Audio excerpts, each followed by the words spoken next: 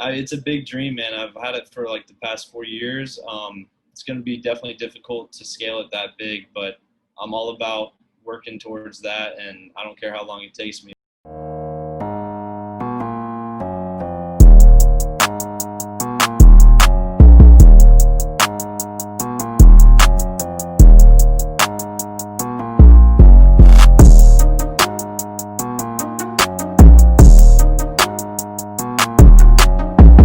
That was a water buffalo.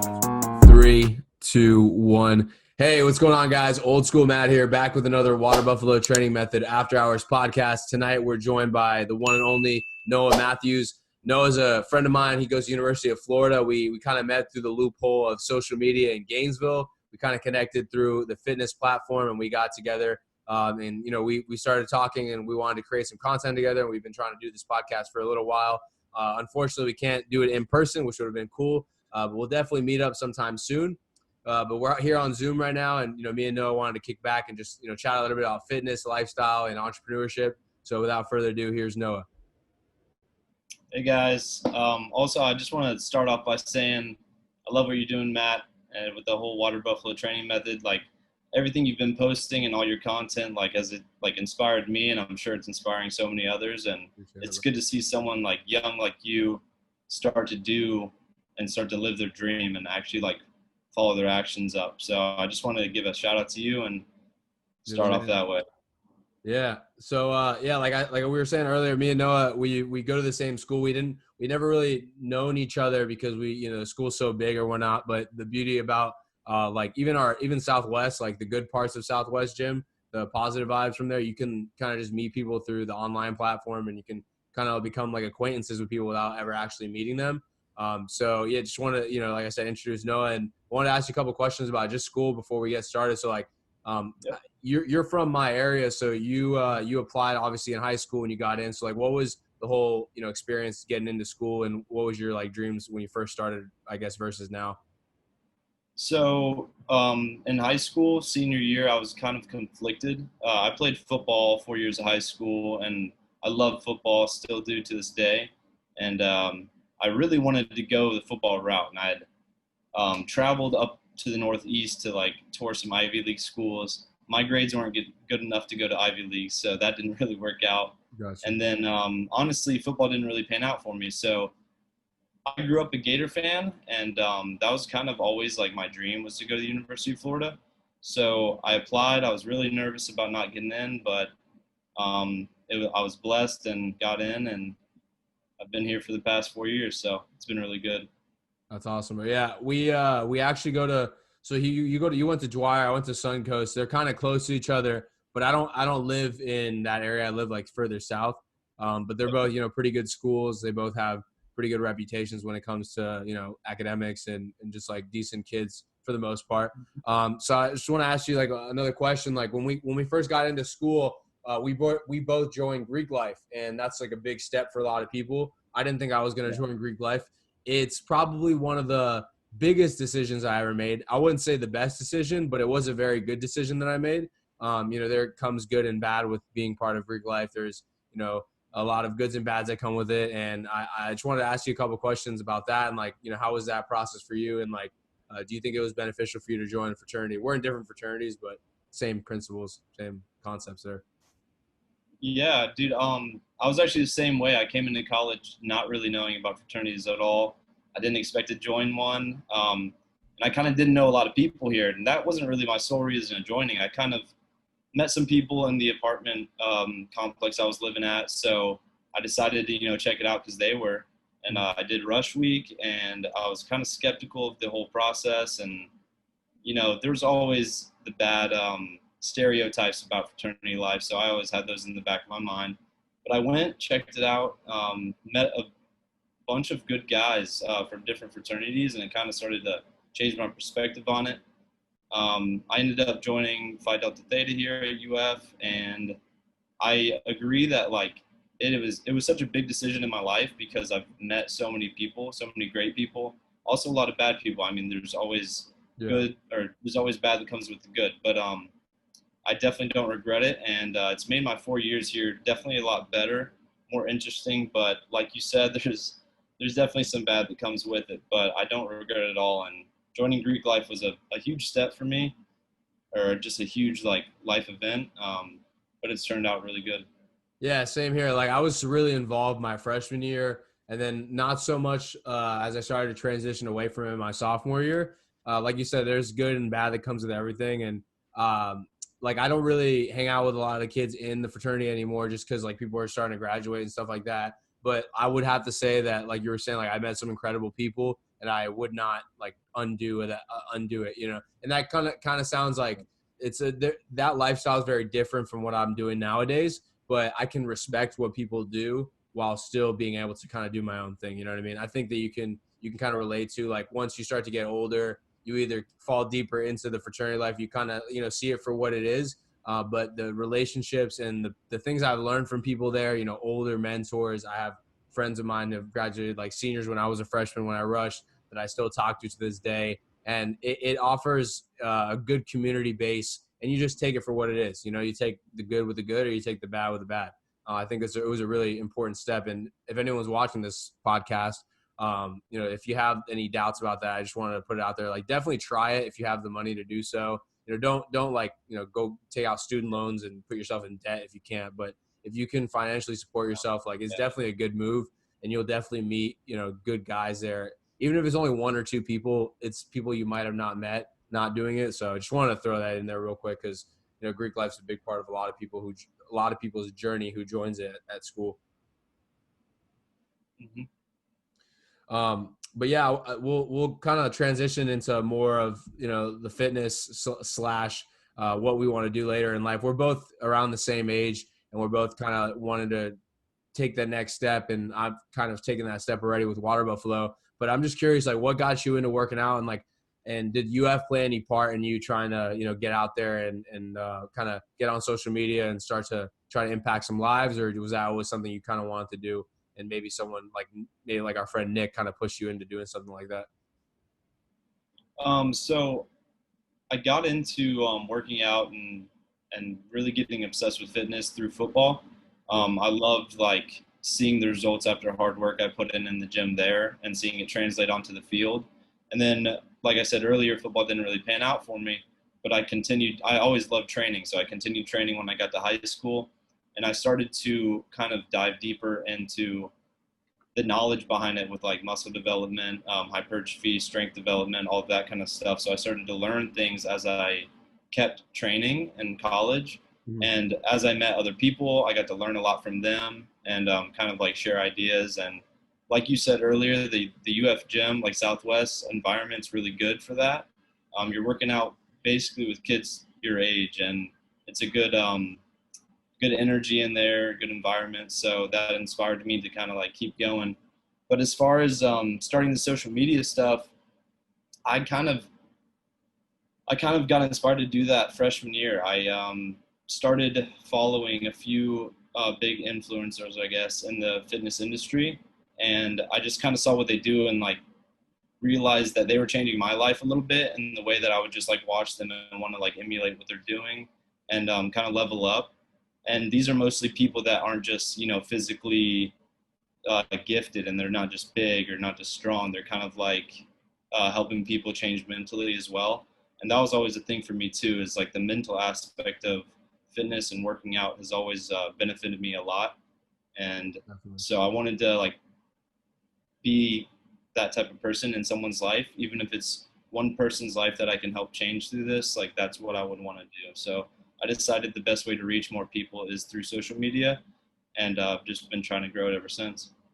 Yeah, dude, it's definitely a good step forward. I've been doing the whole social media fitness thing since like high school, very early in high school, actually, before it was like popular or whatever. But I kind of fell off with like when I first joined college, because I'm sure you went through it too. Like your first couple semesters, you just kind of want to enjoy your freedom, and you don't want to worry too much about the dedication or grind towards anything other than just having a good time, which is normal for kids in college. But I like what you were saying. Like, it doesn't matter how many people you influence. You just want to influence, like, even if it's just one person. I feel the same way. And I think that, social media is not going anywhere. It's only going to stay and get stronger. We're only going to get more interactive on social media, in my opinion. I don't know. I could be wrong. But with No, the I way that agree with you completely. yeah, with the way that things are going, I mean, social media is still within the last decade is still pretty new in terms of like influencing and being on there and kind of like having some sort of platform to speak for yourself, and it's starting to gain more and more credibility. So I think it's a really smart move for anyone who doesn't like social media. I always ask them like why.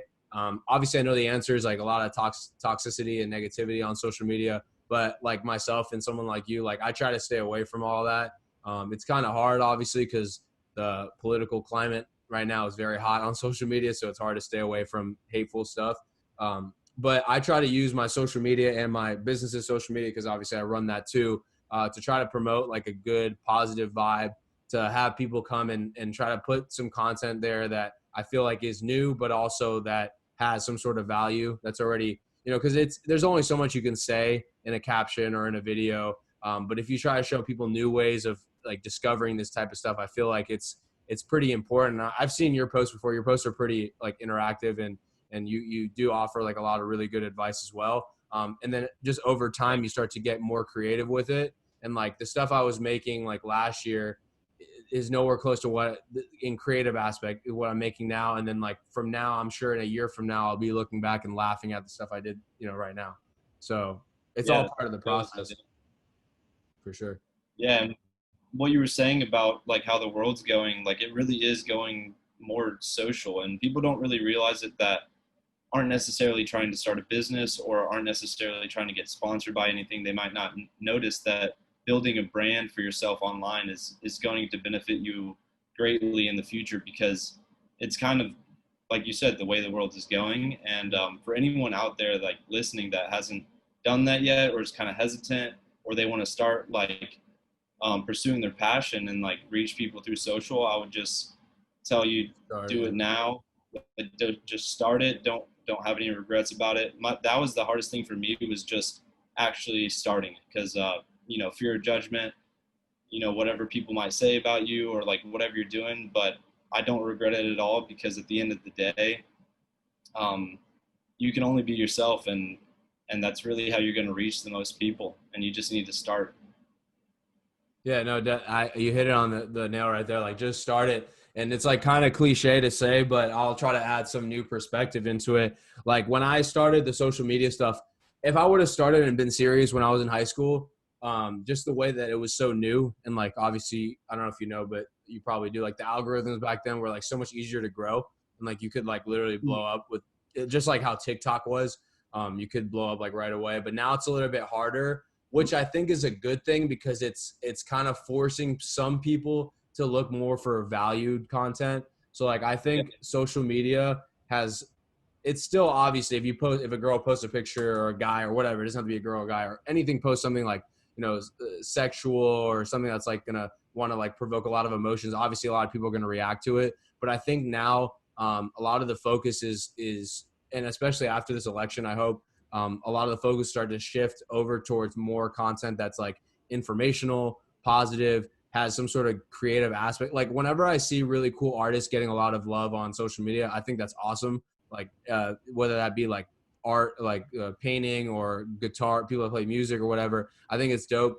I like promoting like good talent and good quality stuff, rather than just stuff that like makes people want to click on something. And I think people are starting to get, at least people like maybe myself and yourself that want to learn more, are starting to shy away from that stuff that's kind of just like, I guess, clickbaity or whatever, and they're trying to shy more towards content that's more informational, offers value, and is like something that's like you haven't really seen before, but really put something good in your head. So I don't know what you think about that, and maybe you could talk about your thoughts on the direction of social media. No, I follow Andy Frisella, the CEO of First Form, a lot in his old podcast, and he talked about it a lot, kind of the shift that's going on in social right now, and like you were saying, like the algorithm changing. Whereas 5, 10 years ago, more in the past 5 years, it was kind of easier to like blow up big, like you were saying, by just posting clickbait or just like posting sexual stuff or whatever it was that was making people's page grow fast and get quote unquote famous. But it's changing to where you actually have to add value. You have to respond to people on your post. You have to engage with people on your page. And I think it's all for the better because So do a I. lot of people out there that have big pages, they might not be the best people. And just Exactly. because they have a lot of influence off that doesn't mean they should have the platform to, negatively affect someone's life or just not provide a lot of value when there's other people out there working hard to inspire people, to motivate people, to like help people.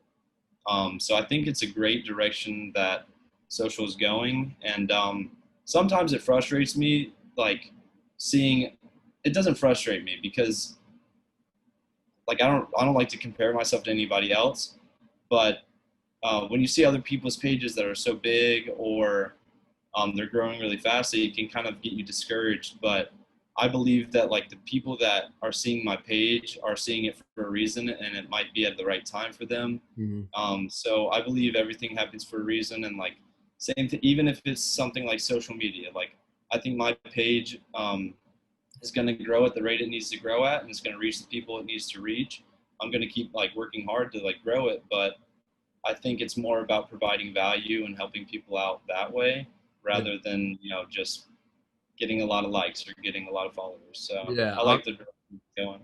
Definitely. I was gonna add to your point that like I think social media, in terms of like a business standpoint, they're starting to shift it more to like almost like a market, like a almost like a simulated version of of just like day-to-day life. Because Mhm. I'm finding more now that like it's not, and you'd be surprised back in the day when I used to have around like 4,000 and something followers, and I know it's not a lot, but it's a lot more than I have. It's like 1,000 more Yeah, than I have now. Back in high school, and a yeah, lot of people used to just hit me up because I was like in shape or I was like posting shirtless pictures. Like, hey, can you help me? And I probably had no idea what, and not that I had no idea, but compared to what I know now, I had not the slightest clue on how to help someone in the most beneficial way.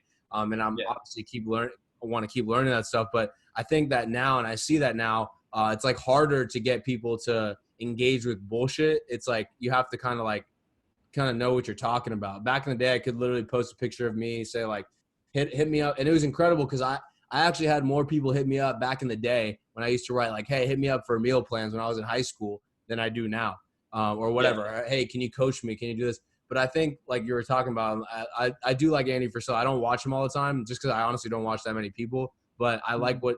what he says and I like what he stands for. And I think that it's going to help people like me and you who kind of maybe we got not a late foot in the game, but we're not like there right away. We're kind of just like starting now within the last year or 2 years.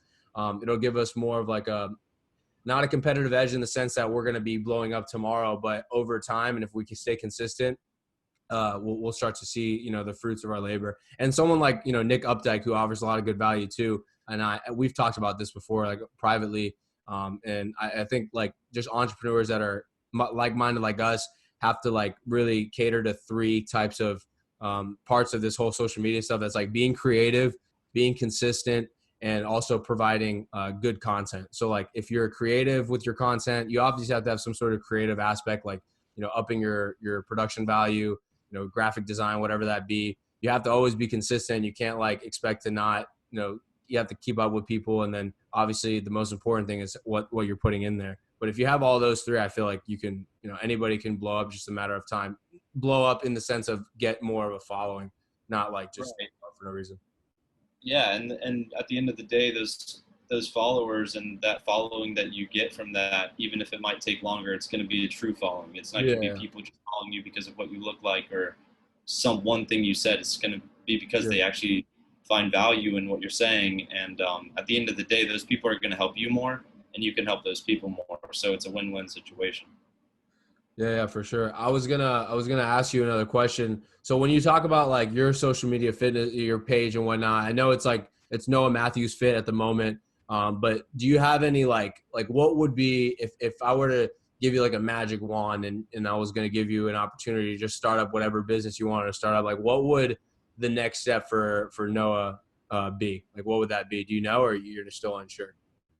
Yeah. So I've been thinking about it a lot over the past 4 years. It's something I've always wanted to do. I've always wanted to, not always, I say always, but within the past 4 years, being in college and kind of seeing the direction people go after college and kind of like finding myself through that, I've realized that I definitely want to own my own gym and start my own like fitness athletics brand. Okay.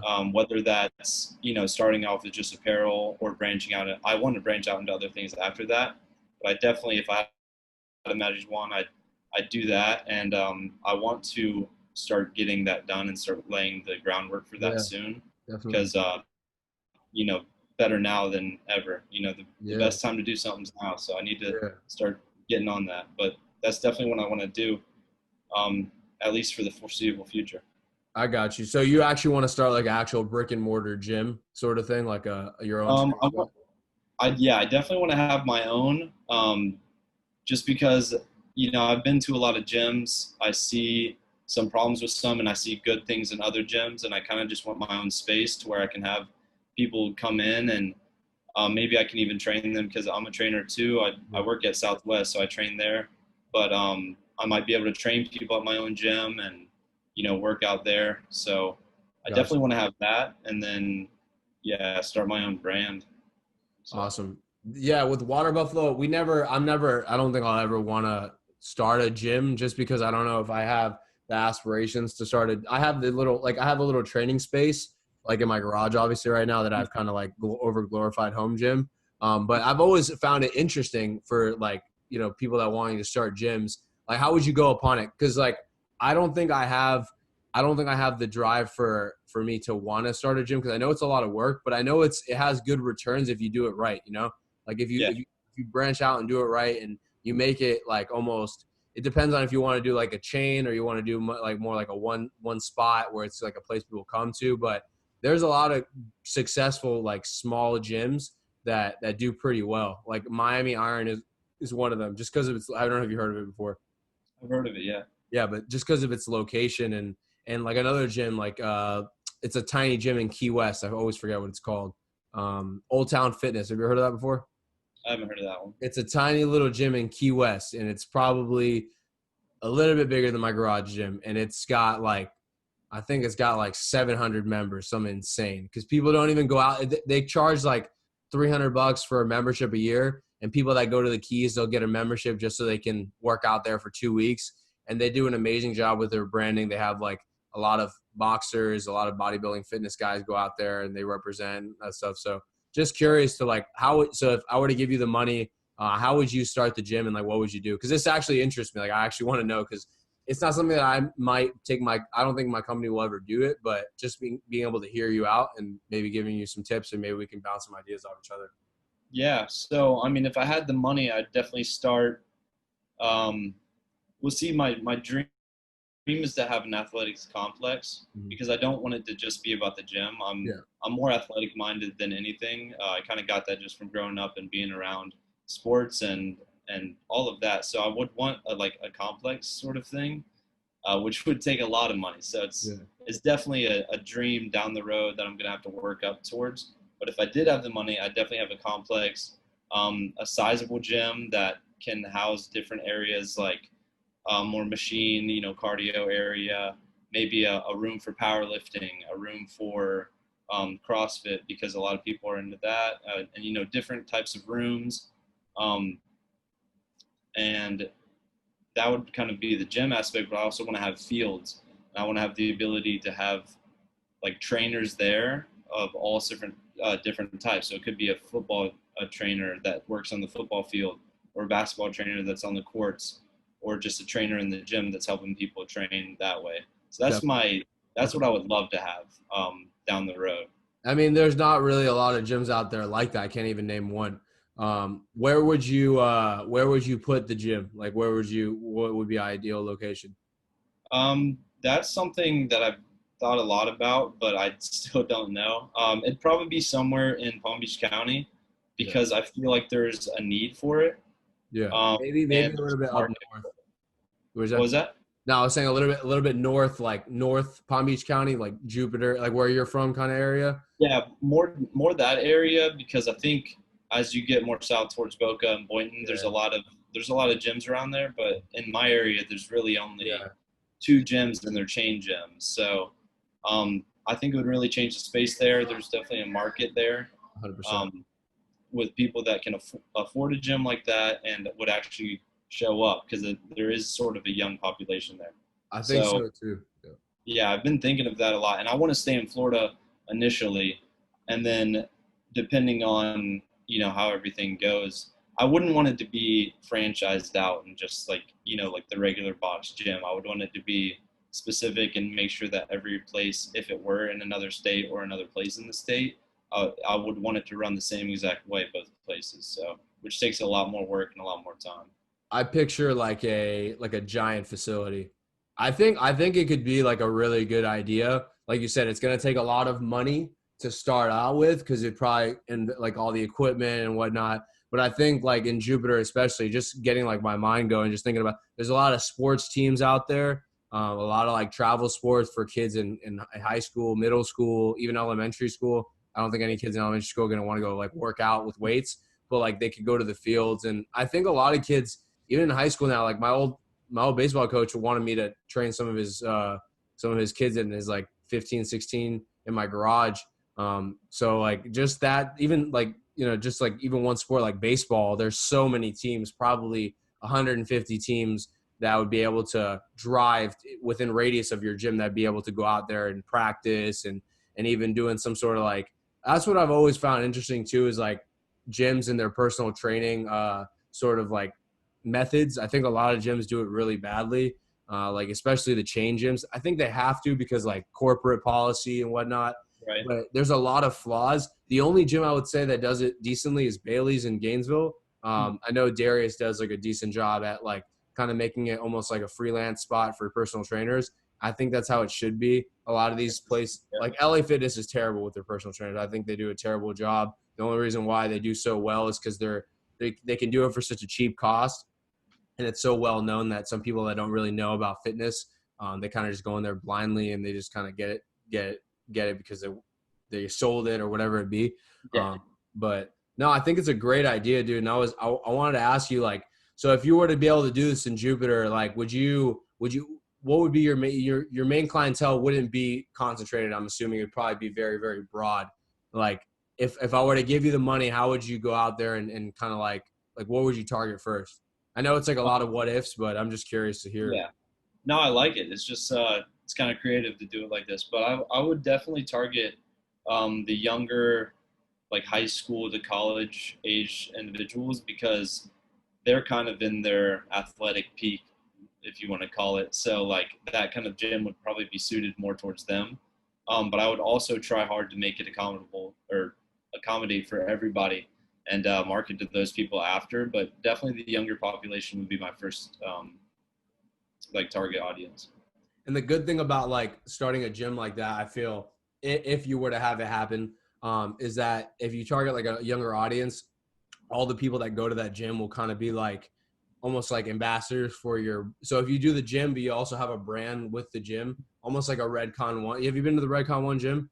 I haven't, but I want to. Yeah. So like, I mean, they're very different from what you're talking about. Obviously, they have a supplement company and stuff. But if you were to do something in line of like gym equipment or like something for like athletic equipment of some sort to help enhance performance, and you also have like people going to your training facility, I feel like it kills two birds with one stone. That's why I have the gym here, even though I don't want to open a gym. I have the gym here kind of open up to people. I just asked like if you're gonna come by and I don't know who you are, just like support or whatever. Like we'll buy a pre-workout, get apparel, or try our training program, whatever it is. Just because like aside from the fact of you getting obviously monthly reoccurrence bills and stuff like that, you'll have like however many members that are all young that'll probably, if you brand it properly, they'll probably rep all your stuff and be more. So you have like that online presence as well. I think it could really work. I've never actually even heard of that idea to have like a full athletic facility. What I'm thinking, like what I picture when you say that, I think of like like Gold's Gym in California. Yeah. How they have that outside aspect of it, like with the turf and stuff. I picture it almost like that sort of vibes, but like 30 times bigger, which would be really cool. It's a big dream, man. I've had it for like the past 4 years. It's going to be definitely difficult to scale it that big, but I'm all about working towards that, and I don't care how long it takes me, but that's definitely what I want to do. And I know I'm going to have to start smaller and kind of, maybe start off with a gym your size and just, slowly build up and up. Yeah, And it's really, I just want to start off with a good atmosphere in the gym, good definitely. energy, people like-minded that really want to work hard and get better both physically and mentally. And so I think if I start off with a good foundation of that, I'll attract the right people and hopefully grow. And I think you hit a good point starting off slow on even like offering services to, and I'm not trying to like, I'm not stepping on any sort of, I'm trying not to step on any business ethics here when I talk about this, but just like on a personal level and something that if I was in your shoes, I would try to do if I was trying to do that is like start off training, like some team sports in like your area. Jupiter is typically, hire more people with higher income. So it's always something to think about if you're training kids and they start to do better. Maybe one of the kids you train ends up going to play, collegiate football or baseball or whatever, and their dad or mom has a lot of money and they could be a potential investor for when you want to expand the gym. If you build those relationships, I feel like that could be a really important, aspect to something that you want to do, like scale, because a gym like that is obviously going to cost upwards of probably $5-6 million or whatever it happens to be $1 million. So having like, targeting that what's it called, that demographic for like younger kids, and especially in the area that we're from or you're from, especially, some of those parents, you might be the difference of their kid going and playing collegiate sports. So they might be more open to, maybe being an investor or giving you some sort of advice, or if they work for like a bank or whatever. There's always like good and bads or good aspects of connections like that. Like Yeah. right now I'm working for an insurance company and the owner is very entrepreneurial. So that's why I stuck around. I do it like part-time. So I never know what type of connection I'm going to need with them. And if I don't end up actually working for them, later in life or whatever it has to be, I know I'll always have them, backing my business and helping me Yeah. out, whether that be, financially or just in terms of like, cause you'll be surprised. I'm sure, like, when you have like older mentors like that, like a lot of what they can tell you will save you like money, but also a lot of stress and time. Like I try to do that to my sister now while she's in college. I try to teach her like the stuff that I went through. I'm like, hey, don't do this stuff. You're wasting a lot of time, wasting a lot of money. Here's some things you should try to do. Like I never got personal. I'm not a certified personal trainer. I'm gonna get certified because my sister's getting certified. So my sister just turned 18 and she's getting certified on Monday. And I'm actually gonna take my first time taking my test for NASM. I think you're NASM certified, right? Yep. I'm going to take it. I could probably pass the test without having to study, but I'm going to have her take the exam first, and then I'm going to take mine after, just because she has all the study material, so I'll only have to pay for the test. But that's like something like so simple. Like I wish I would have done that at 18. I could have taken like literally 3 or 4 weeks out of my life and gone and become a personal trainer, just studied really hard for those time and passed the test and worked as a personal trainer like someone like yourself does at the school gym or wherever, instead of having to work like shitty jobs like at the mall or like, at a restaurant or whatever, catering. So just like, like the whole mentorship aspect is really important to me. And I would just want to throw that idea out there to you about that whole gym Dude, idea. that's a great idea. Because I mean, I like working with that age group anyways. We used to do football training camps every summer for like the kids in the area, and I would just have a ball with those kids, and you can actually teach them good life lessons, and Exactly. you can make them like excel on the field or the court, whatever it may be. But they grow up and they get older, and they're gonna stay with you if you do a good job. So it's a smart idea. For Thank you for sure. that. So when you so like you were talking about doing that type of stuff, that's something that I'm like I'm kind of curious about because I never really mentored younger kids like that. So like I know you through, I don't know you super well, but I know you enough to know that you're a good person. So like when you mentor those younger kids, I've always been curious, like what do you like talk to them about? Do you try to talk to them about like life lessons and stuff like that? Because I've never mentored or like helped anyone that young, and like I'm assuming they're like around 13-year-olds or younger. Yeah, it would span from about like 6 years old to about 13. Yeah. Like it was because it was an elementary school and middle school, and we do it for like a week. But I did it for about 4 years in high school. I also did Big Brothers Big Sisters program Nice. through football as well, but that's kind of separate. But with the young athletes, it's kind of just keeping their head up, like making sure they keep their head up and kind of like giving them advice that they might not think is life advice, but you're like explaining it through a sport, and they might get discouraged over something, and you're like, hey, keep trying, like keep putting in the hard work, and like you're gonna get it.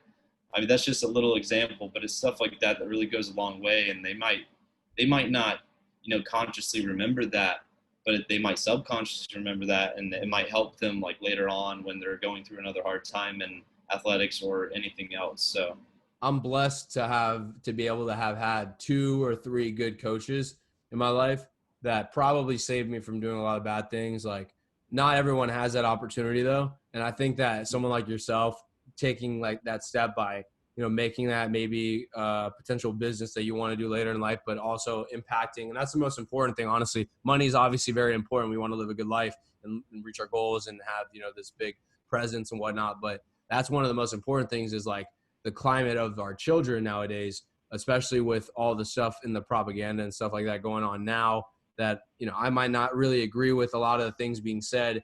I just want to ask you this question. Like, do you think that like, and it's kind of like it's a softball question, but I'll follow up with something a little bit harder, but like, how do you think that type of impact between, let's say, a teacher or a coach, kind of plays, what type of role do you think that plays with kids nowadays? And like, do you think that maybe some of the people aren't really doing their job in terms of mentoring these kids, you kind of cut out there for a second. Oh, you're good. No, I'm just like, what type of role do you think that like that plays in like a kid's development, like what you did, like being a coach or teachers or whatnot, and like maybe you can say some people that have influenced you or impacted you, good or bad. I think it plays a huge part, because a lot of the times you learn from just watching.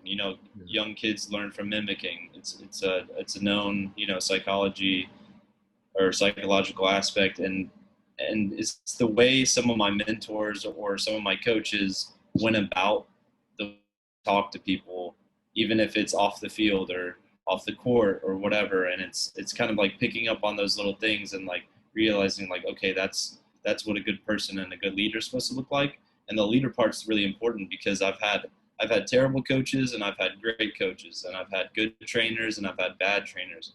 And it's just really about them genuinely want to make a difference in people's lives, being a good person, and truly like helping you reach your goals.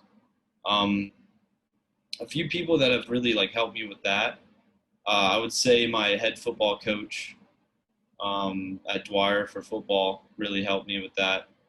He wasn't as social as most, head coaches might be, but he was always the tough love kind of guy. And I've always like done a lot better in athletics with tough love. And it's kind of like, even if like, you might not be giving it your all. And so like, that's when he knows if you're not giving it your all, and he can like kind of dig into you and make you realize like I need to step up and do better. And it was kind of like the 4 years leading up to that made me like build a relationship with him, to work harder. And he was just one of those guys that always pushed me. He would really only compliment you like after the fact. He would never just give you like little compliments. He would just watch and make sure. And he would really get on to you if he knew you weren't giving it your all. So that's one of them. No, I had a coach that was kind of similar. He was a little bit more social, but he was definitely like that tough love sort of guy. And I think it's really important. And I think the bad thing, I don't want to get into a lot of negative stuff because this podcast has been really positive and great and whatnot. But I think one of the bad things in our society is that a lot of people who are, in my opinion, and if you look at it in an objective standpoint, they shouldn't be really coaching kids or like teaching kids. I'll use an example of like somebody I know that went to our school actually. He/she graduated the next semester and went and taught 6th grade, I think, or 7th grade kids. And based off of the person that I knew that they were, and I could tell, and a lot of people know this person, I don't think they're fit to be in a classroom with children. And I think that might be one of the problems with our students in certain areas. In certain parts are better than others, obviously. But even like myself, Unfortunately, I had really good coaches, but I didn't even have that many good teachers. A lot of my teachers were kind of like the ones that I hated were the best ones, and I didn't have that many that I hated. I loved a lot of my teachers, and I loved them for the wrong reasons. And I think that that's like it's kind of like a hard conversation to have, because we all love the teachers that like are lenient or let us come in late, don't really care about the material. But and it honestly, like when it comes to learning material, I don't think that that's super important, because obviously in college you start to specialize with what you want to learn. But the values that they provide for kids, like one thing that I never had to deal with in high school, and I wish that they would have been stricter with me, was being on time and being respectful to teachers. Like I could disrespect my teachers. I can, and I don't think that as a kid, maybe like myself, I kind of saved myself, but maybe not everybody could have saved themselves from this. I learned the hard way to be on time, to respect people and whatnot. I've learned through other aspects. I've embarrassed myself, and I've learned that way. But maybe some people won't. And I think that, these public jobs like teachers and coaches, I think they need to be put under like more scrutiny in terms of like how well they do in their performance. I don't know if you'd agree on that. And I think it comes with just paying them more, honestly. Like, I know this might sound like crazy, but not really. Like teachers don't really make that much money, and you kind of get what you pay for, in my opinion. Like if you're only paying someone $37,000 a year, whatever it be, you're not going to get a top quality person. But in my opinion, I think that that's the most important thing. Like college professors, they're important, but like I think high school and middle school are even more important, because that's when you're developing. In college, I can like not go to class and not really care I haven't made any real relationships with probably 90% of my professors in college, but in high school, I can remember every single one, Right. and unfortunately, I went to one of the best schools in Palm Beach County, and just speaking on my experience, like looking back, I had some pretty bad teachers, like in Yeah. terms of values and what they taught me in life. I don't know if you agree, I don't know if you disagree, you can maybe comment on that and kind of talk about it. No, I completely agree, and it's so important for like young children's development, even older children, not older children, but like through Yeah. high school, middle school, the whole educational experience. Also with like coaches too. Most coaches are volunteers at the end of the day, and you don't know what they're doing in their home life. You don't know, what kind of family life they have, what kind of stuff they're getting into after they're coaching, and personalities definitely. And some coaches, I've had coaches that act like children, Yeah. and some teachers that are childish too. And it's like we really need to like, and like they need to get paid more. There needs to be more of a process of making sure those people are influencing the next generation in a positive way. Exactly. Yeah. I completely agree. And just to touch on like a fitness point, like a lot of coaches too, in high school, they actually could potentially do some harm, especially in like wrestling and stuff like that. Like, dude, I remember hearing some type of stuff, and I remember seeing stuff where kids wouldn't eat for like 8 or 9 hours. They have them work out at 5:30 in the morning, and they live, an hour away. Like, there's so many things I look back and I'm like, okay, this might not have affected everybody, but this could have potentially affected, certain kids. And it probably did, like in a very bad way in terms of like growing, whether that be their height or their hormone levels or their, all that stuff, in my opinion. And I more and more research are starting to come out in terms of like, the body's ability to produce certain hormones. And as you develop, obviously your hormone production starts to change. And if you're, losing sleep because the coach wants you to come in at 5:30 in the morning to work out, or you're not eating for like 9 hours because you need to cut weight for wrestling, like, or even football or whatever it has to be, I think that needs to be taken under like serious consideration too. Like there was some bad advice being given in my high school about diet, nutrition, supplements, like, you know what I'm saying? I don't know if you ever had to deal with that, but that's another concern I had, Yeah. honestly. I completely agree. There was some like from what I experienced, like right when you started talking about that, I was like, yeah, like in football workouts, sometimes I see people doing the worst deadlift form or worst squat form with like 300 pounds, and the coaches are, screaming, egging them on, and it's like, let's fix their form first so they don't mess up their back, or like, and like the stuff you're saying about cutting weight, like there's got to be a line drawn to where like people aren't getting messed up or might get hurt or develop bad habits because of it. And it's definitely a serious thing. And I think most athletes can attest to that. And I think that they should like kind of even like promote some sort of like regulation or committee or board or hire someone at the school that knows what they're doing. Because first of all, like in high school, I didn't know so much my freshman and sophomore year, but obviously like as I started to learn more and more about bodybuilding myself, I started to learn that like sleep was important. Obviously getting good nutrition all the time was important.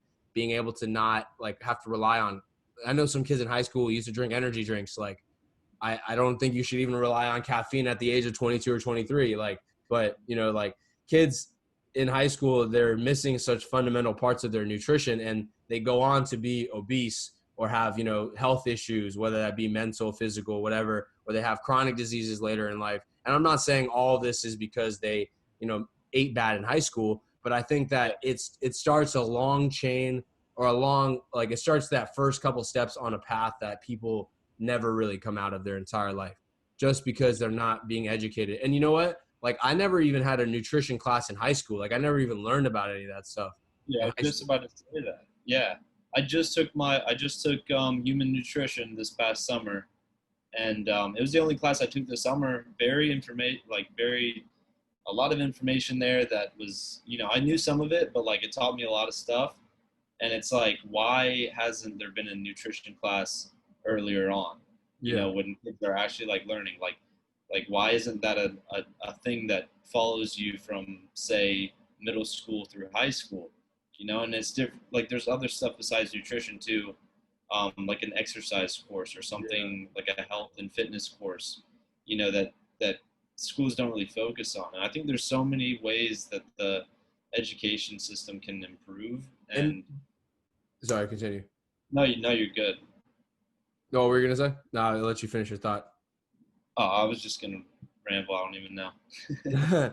No, but I was gonna say like and I think like what you're saying, like there's such easy changes, and like so one of the programs they did in back in, I think when we were in middle school time, I don't know too much about it, but I know like the overview of it, because I like to do like a lot of research, not just bodybuilding now. I like to do other nutritional stuff and look at, you know, other issues that go on in the world. Like chronic disease is a big issue, heart disease, you know, obesity, cancer, all that stuff. But like one of the things that they did, one of the initiatives they took, I think in Florida was one of the states, is they started to like eliminate dairy from the school, which is fine. But, you know, and they started to put like the no fat milk, but they started to introduce a lot of sugar, a lot of different types of like grains and whatnot, because they go by the guidelines of the United States dietary guidelines. And that's like, you know, eating 45 grams of protein a day, but eating 300 grams of carbs or whatever that be. And like, that's fine for someone who's like in their 60s. But someone who's growing up, I mean, they don't need to be eating like the amount of protein that someone like myself or yourself is eating, but they definitely need to have, you know, more protein in their diet, maybe lower the carbohydrates a little bit depending on, you know, their body type and whatnot. None of this was ever told to anybody in high school. No, And, yeah, and the lunches that they offer are so like, just, it's like embarrassing that they feed kids that, and you know, what's sad is that kids don't have choices. Sometimes they have to eat the food. And it's yeah, like they're offering food that's, first of all, it's probably not even real food. It's probably, you know, frozen for I don't even know how long. yeah, But the fact that they omit a lot of the essential nutrients, and you're in school for 8 hours and you're only eating once, you know, like I know a lot of teachers would not let us eat in class. And as a child, if you want to have a good snack, you should be able to eat, and you should eat, because keeping yourself energized, keeping yourself full, keeping, you know, your blood glucose levels at stable levels, like always keeping some sort of nutrition within yourself is important to carry you on through life, or else you're going to have this habit of, I'm going to eat breakfast at 7 and then have lunch at 4. And then I'm going to have a bag of chips at 1:30 because I'm hungry. You know, it just promotes really bad habits. And I think that this is a conversation I've never had with anyone before, but I've had these ideas. And I think that, you know, hopefully someone in our age group, you know, maybe myself or yourself, could potentially bring up some legislation, because it would be easy changes. It would be like hiring one person to help, you know, coach kids that are obese, or coach kids that have, you know, their parents have health risks, to help them and educate them. Hey, here's some supplements you can start taking, you know, at the age of 16, or here's some foods that we can, you know, kind of put you on from either that be at school or at home, and just offer, you know, advice and maybe free workouts and stuff like that. That wouldn't even cost a fraction of what it costs the schools each year for whatever they pay out of their pocket. Yeah. So many things wrong with it, and there's so much room for improvement on. Yeah, like you were saying, I really hope someone from our generation really steps up and handles that issue, or the many issues that are going on. And Yeah. just like you said, like they get some kids only have one meal a day. I know all throughout high school, before I really took, I didn't like seriously take nutrition into account, but I was like kind of underweight for football, and so I was like starting to eat more, and I noticed like this one meal in the middle of the day is not gonna give me enough energy for football practice after school or whatever it may be that kids are doing. Like I had to eat a breakfast, I had to eat like in between classes, ate the lunch, ate in between classes, and ate after school. And it might have just been snacks and like protein bars or whatever it was at the time, but a lot of kids don't even know to do that, and they don't know why they feel like they don't have energy. They don't know why like some of the stuff is going on in their body, and it's because of these things that they don't know that could have been taught to them or could have been provided to them that And yeah. that really should change. And it's not healthy to like for a kid. Every time I hear a kid tell me like I have a couple cousins that came down that I just met, and they're pretty overweight, or not pretty, but they're like a little chubby like as a kid. And as at the age of 11 or 12, I'm like, dude, eat whatever you want. Just make sure you're eating your vegetables. Make sure you're having some portions of meat every day. And if you want to eat a little bit, extra, you want to eat like not like junk, obviously, don't eat garbage, but enjoy those years of your life. But start to, instead of like not eating, because that's what kids think. They're like, hey, I'm fat. My friends call me fat. I'm just not going to eat. That's probably the worst thing you could do as a child, Yeah, because you're going to make it your mind. Yeah, mess up your mind, mess up your metabolism, mess up the way your body's going to, because people don't understand. And I'll jump in this real quick because I know we're getting long on time, but like when you start like these extremities, when you first start to like want to lose weight or whatever it may be, recomposition your body, like it's a good example is like when you hear people first start off like wanting to lose weight, they want to start keto right away or whatever, low carbs, no carbs, one meal a day or OMAD or whatever. I'm like, yeah. if you start there, where are you going to go after? You're not going to eat ever. Are you going to have like one chicken breast every 4 days? So like that's why I try to get people, and I think kids is even more important because they don't know. If a kid thinks he's fat, he's just not going to eat, because that's what I did when I was fat. When I was a kid, I just didn't eat because I had no idea what was going on when. And thank God, like I'm a kid who's very curious, so I wanted to learn more, and I started to figure it out. But like, when I was in 8th grade, I was like 190 pounds, 185 pounds, and then I went all the way down to like 125. And if I didn't catch myself as a kid, and if I kept going down that route, and they wanted me to do cross country and all this stuff, I might have had some repercussions that could have potentially maybe not harmed me now, or in 10 years, but maybe later in life. We're starting to find out more and more with research how early developmental stages can play a huge role in your development of, your protection against cancer, against heart disease, against any type of chronic disease that kind of attacks the body. Like your developmental stages are so important. But just want to throw that in there real quick. It could have changed your life path too. I mean, imagine if you had gotten messed up, be Yeah. bad from that, and didn't kind of like find your way, search for that knowledge. You might be on a totally different life path right now, and most people don't take that into consideration. No, I 100% agree. Like if you start to develop like an eating disorder, and you have to, now you're a social outcast. I'm not saying there's anything wrong with eating disorders, but that could have been prevented. A lot of these things could be prevented. Just educating kids. Just telling them, hey, if you think you're chubby and you want to lose a little bit of weight, here's some very, very moderate measures you can take so that you can get healthier, instead of leaving kids guessing. And then they just, like I said, if a kid thinks that he's fat, what is he going to do? He's just not going to eat, because he doesn't know the difference between, protein, carbs. And at the end of the day, I'm sure that, it can get very complicated when you want to diet, but it's on the base level and on an effective level, it's very simple. Yeah, it is. And it's hard to explain to people because sometimes people are searching for the complicated. I don't know.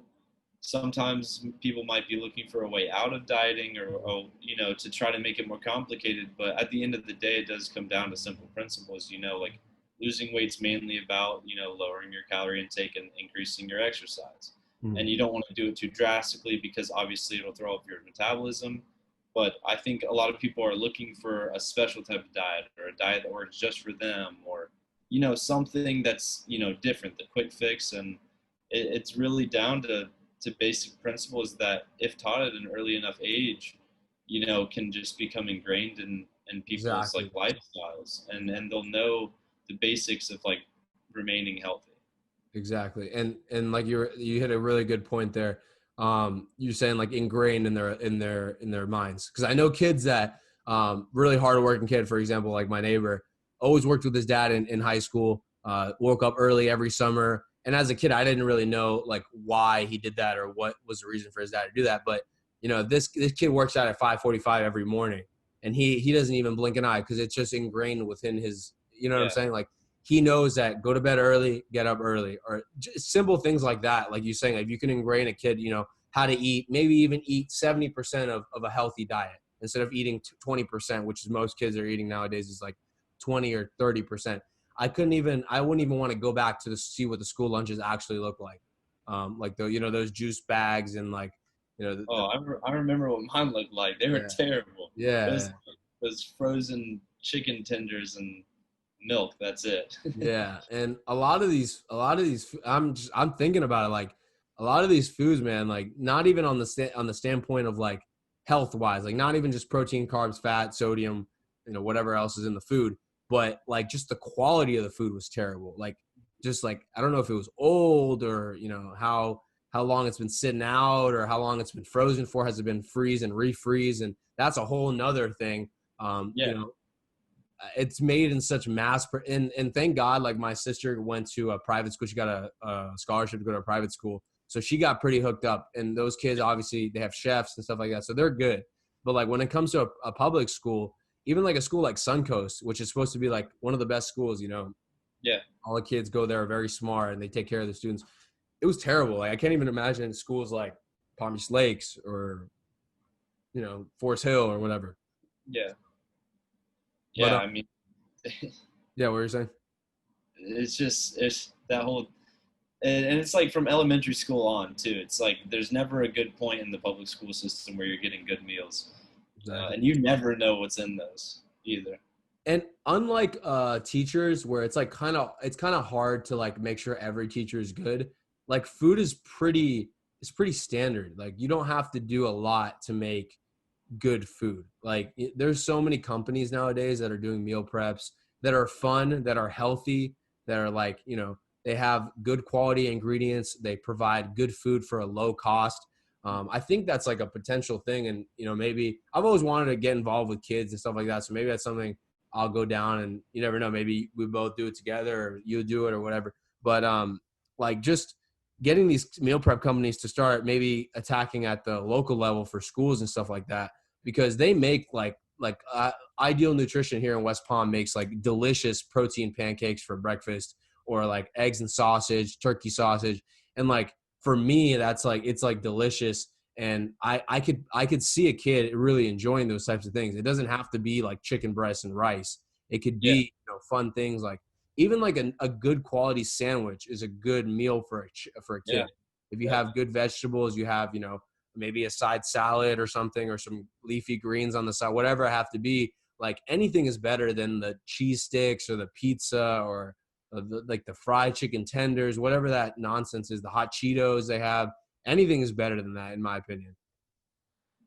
I think it creates a big opportunity for a company to.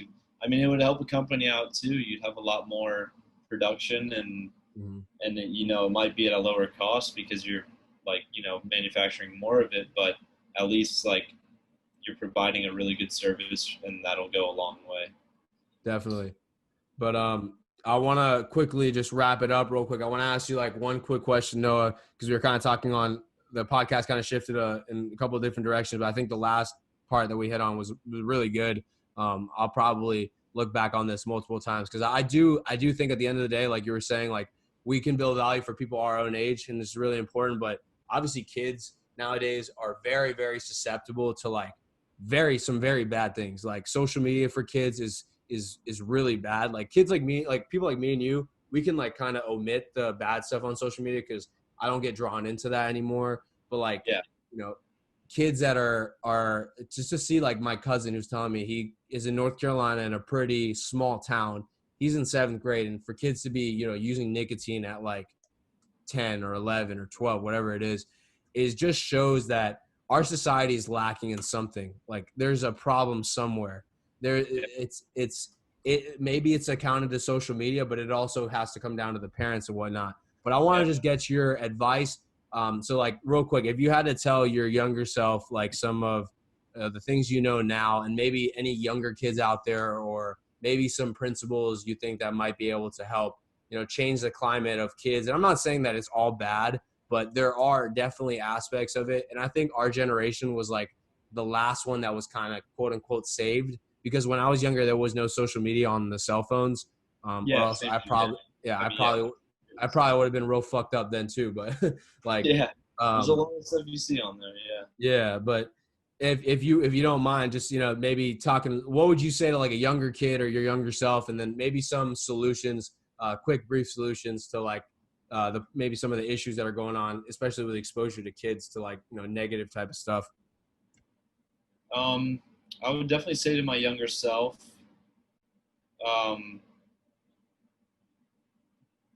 like trust your instinct.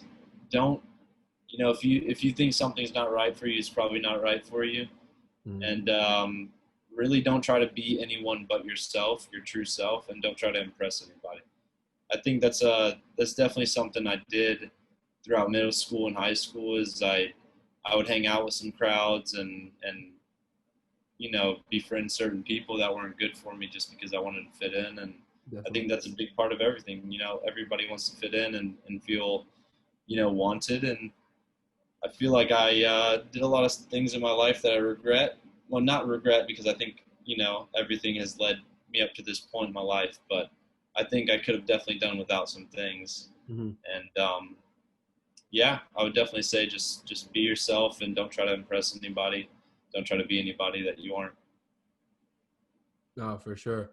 And if you were to kind of go back and tell your younger self, or like I said, someone that was younger, like when it comes to like ambitions and what they were doing in life at the time, like would you kind of point yourself in another direction, or would you kind of like, what's one thing, like if you just have one sentence to tell them, what would you verbatim, what would you tell your younger self? I know I'm kind of putting you on the spot, but I think it's a good good challenge.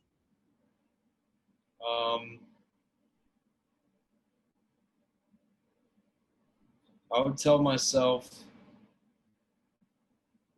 to work hard in everything I do and don't worry about anyone else's opinions, because at the end of the day, it really just comes down to you and how you feel about yourself. Yeah. And you gotta build that confidence up in yourself through hard work and staying consistent. Definitely. I think that's something I would have told my younger self too, is the last part you hit on, is like, you need to learn. I would have sat down and had a real conversation and be like, you need to learn how to be consistent with things, because consistency, like you said, once you ingrain, it's harder now. And I found it that it's harder now for myself to like learn new habits, even though it's possible, it's very possible. But some habits I had back in the day, whether it be good or bad, really stick with me now. It's like second nature. But now if I want to learn, you know, let's say one of them is like reading. Like I've been trying to read more at night.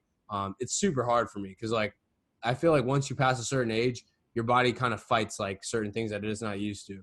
The older you get. So I definitely would have preached like to myself, like just like what you're saying, definitely not care about what anyone else thinks. But the last part he says, like, be consistent with what you do, because not only, even if it doesn't even pan out, like for yourself, football, I'm sure you love football and you didn't play in college, obviously, right? Or did you? No. But like even learning how to be consistent with like showing up to practice or being there when you're tired, I'm sure has helped you now with workouts or school or whatever it have to be, tremendously. So. Yeah. But anyways, dude, I really appreciate having you on. I think we had a really good conversation. It's going to be a lot of, usually for the podcast, I have like a couple spots where it's like good conversation, but other spots where just kind of bullshitting. But I think this whole podcast was really good. I like the conversation we had about the gym And I'm sure after this we'll talk about that, because that kind of interests me. And like I love to do, when I see people that are my own age and they're doing their thing and they've had, you know, I'm sure with the whole fraternity stuff, you've done things and had parts where you're like, damn, I wish I could take those 6 months back, because I've had them Yeah. too. But I love seeing, you know, people rise up and kind of take advantage of what they're given, even if they had good cards at the beginning and now they have a shitty hand. They're trying to make better cards out of that. It's like to me, I love seeing it, dude. I don't care how old you are, what you're trying to do in life, as long as you're trying to do something positive and you're not trying to exploit anybody for any of their downfalls, or trying to, you know, make fun of anyone, or make the world worse than it needs to be, then I support you 100%, whatever you do. So I appreciate having you on. Do you want to say, you know, maybe like give them your social media and any last closing words and whatever else you got to say, brother? Yeah. First of all, thank you for having me on, man. I thought this talk was great. I know this is like kind of the first time we've really like met, Yeah, face to definitely. face. But I foresee us doing a lot of things in the future, and I wish the best for you, man. I think you're such a good person, and Appreciate it. throughout what I've heard from other people, and just from what I can No tell, bad you're things, so, right? No, I'm just kidding. nah, no bad things. Not yet, not yet. Yeah, I can tell we're definitely going to do some things in the future, man. And it's just like, it's really good talking to you. Um, for my social, so my social right now is just the Instagram. It's Noah Mathews Fitness, 1T in Matthews, and that's mostly what I'm doing right now. But hopefully, I'll have some more in the future. Got you.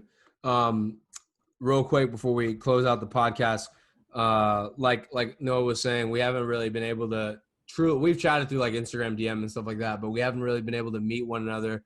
But I'm sure when I go back up to Gainesville, I'll be up this semester at least 10 times. I'll be up next semester for sure. We'll definitely, you know, get together. We'll get a workout in.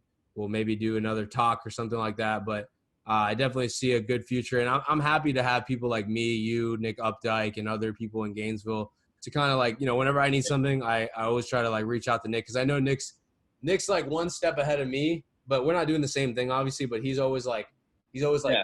kind of leading, and I'm kind of like, I can't really do a lot for you, but if I can, let me know. But I'm more gonna ask you questions. You'll ask me stuff now and then, because you'll see as you start to do the entrepreneurship type of stuff and you kind of like come out with your own, like, not saying that Noah Mathews Fitness is not a real brand, but like something like Water Buffalo, you'll learn, you'll pick up on quick tips, tricks and whatnot, and being able to like share that with other people, dude. Like I've helped Nick out with some of his stuff and he's helped me out a lot too. Like it's great, dude, because at the end of the day, like I think that everybody can kind of grow, because there's not a lot of people like ourselves. Like a lot of people, like we were talking about earlier, just kind of do it for the clicks, or, you know, they don't provide. And this is not hate talking anybody. I'm not trying to like speak back. It's just like, I see people that have like fitness profiles and they have whatever they do, and they don't, and it's not because they do it in like a negative way. They just don't want to, they don't have the time, or they work or whatever. But like people like ourselves that really, you know, try to put 100% of our value in what we do. I think that as we come together, it's not like I was on the phone earlier with somebody. They're like, oh, I don't know if you want to follow this brand because they're kind of competing with you. I'm like, no, it's not like that. It'll never be like that.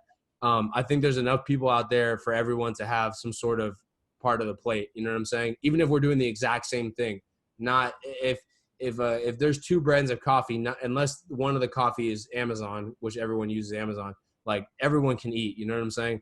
It's not. It's yeah. So I think just like being able to talk to you and other people like Nick and whatnot is super beneficial to everybody. And I anyone watching this, I encourage you to, like, whatever your field is in, dude, talk to people, get to know people, podcast with people. You'll never know what's going to come out of a conversation. And if nothing comes out of it, at least you know, like I said to people, like I said to everybody, if you work a job that you just, even if you just do sales and you're selling, like I sold women's shoes, like I sold women's shoes for almost 2.5 years. Am I ever going to work in women's shoes? No, but I learned how to talk to people. I learned how to build relationships with gay, 90-year-old woman, whatever, any demographic that you probably wouldn't see me hanging out with, I made a relationship with, because I was able to talk and I learned how to talk. So that's the most important thing too, when it comes to just networking, is learning how to talk to every type of person, you know? So. Yeah, this has been really good, man. And I'm so glad we connected, and I'm sure we're going to do a lot in the future. And like you're saying, like finding people like you and myself and Nick and other people like that who are really like purpose driven is it's a blessing. So thank you for this, man. Anyways, guys, we appreciate you guys watching. Talk to you guys later, and peace.